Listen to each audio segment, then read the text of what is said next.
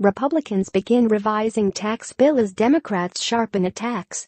Washington, Reuters. Republican lawmakers on Monday began revising their proposed overhaul of the U.S. tax code as Democrats pointed to the loss of popular deductions as proof the legislation was an assault on the middle class.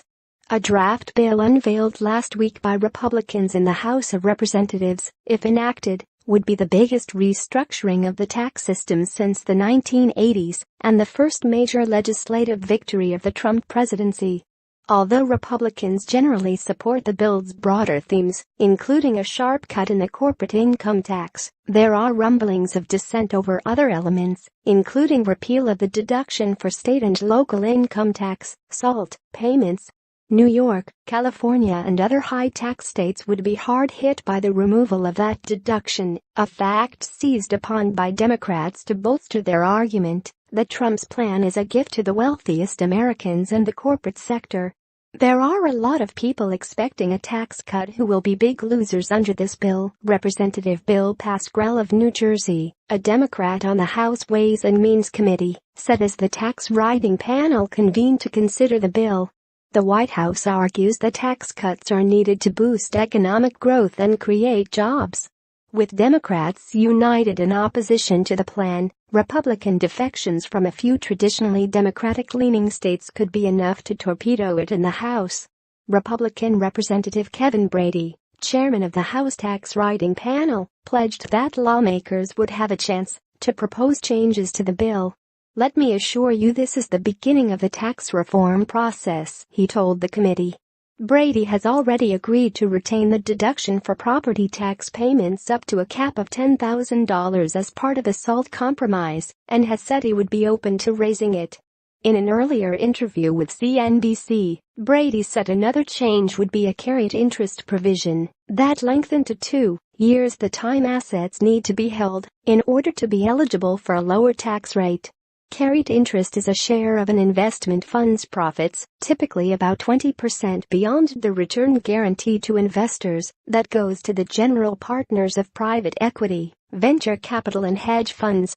Under current law, high-income fund partners pay the long-term capital gains rate of 20% on their carried interest income, instead of the 39.6% individual tax rate that applies to the ordinary wage income of high earners.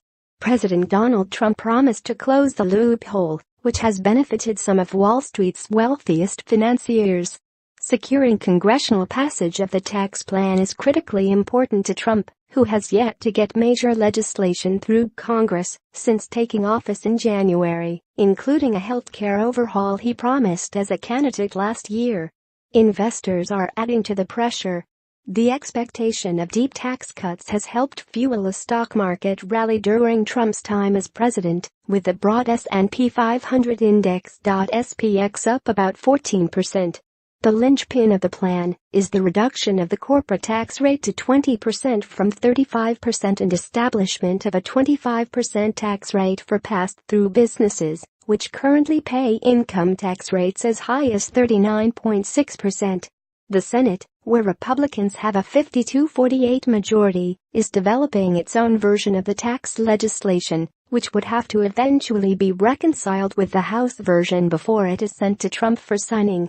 Several Republican senators have said they would have a problem voting for any tax bill that significantly increased the deficit. The House bill is projected to add $1.5 trillion over 10 years to the $20 trillion national debt.